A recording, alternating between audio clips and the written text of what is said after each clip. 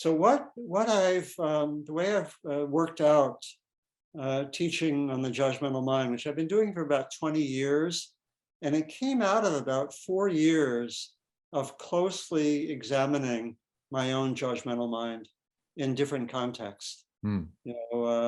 Partly working with a psychotherapist. Some of it was in a meditative context, working with a wonderful teacher, John Travis, who was a really close mentor to me for 4 years. And what I came to see from a lot of looking, including, I read the kind of the breakthrough was when I worked with mindfulness of my own judgmental mind at a 2-month meditation retreat, looking at it over and over again, 20, 30 times a day or more, and doing that for 60 days. And so what I came to see, and it's been refined because I've kind of developed a whole curriculum for this. What I've come to see is that what I'm calling the judgmental mind, and we'll talk for the moment about being with unpleasant, the judgmental mind in relationship to the unpleasant.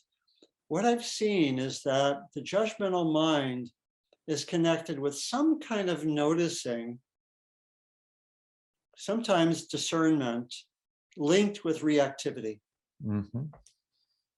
And from the earlier discussion, we can see that the reactivity, in the case of being with the unpleasant, is in relationship to something that was unpleasant or painful.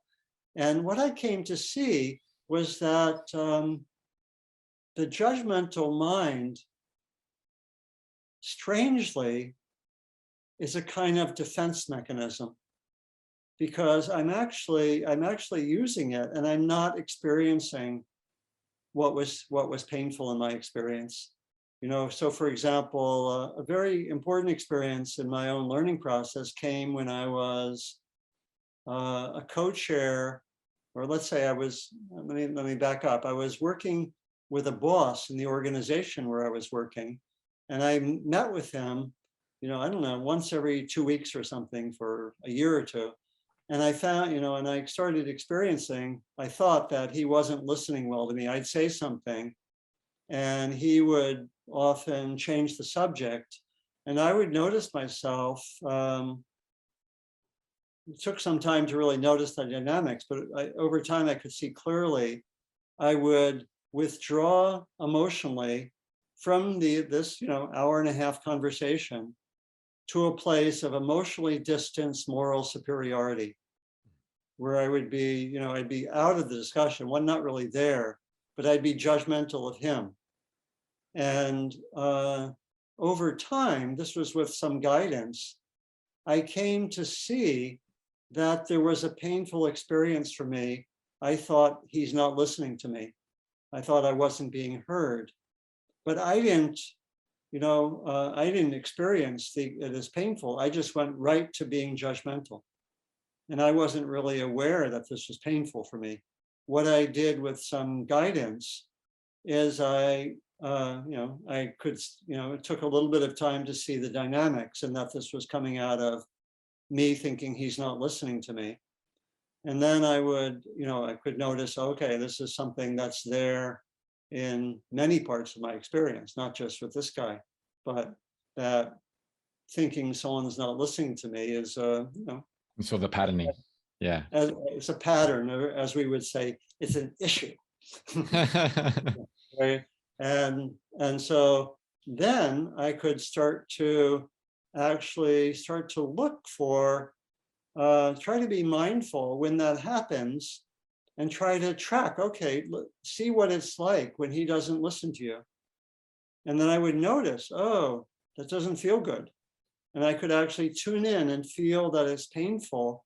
When I actually could do that and tune in the moment and feel it was painful, I would not go to being judgmental, but rather I could then actually be more in the moment in a non-reactive way and say something like, the point I just made is important to me. Can we come back to that? Right.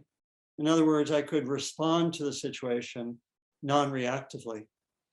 And it came from being able to actually touch what was painful.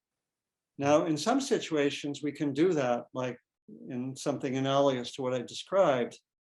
But this really helped inform like a general strategy for working with the judgmental mind, which was to see that the reactivity is there because there's something painful that we're actually not touching. In some situations, we might be able to go back and touch it, something like what I did to, I don't know, I hear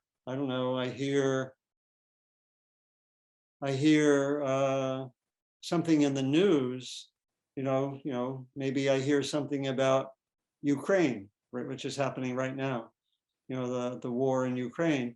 And I get really judgmental towards, let's say, towards the Russians, right? And in large part, that being judgmental is helping me not to feel the sadness or the sorrow or the grief or the anger there. Maybe the anger might be more there. And so I could, if I'm well trained, I could actually go back. Oh, I think this me being judgmental is telling me I need to really sit with the pain.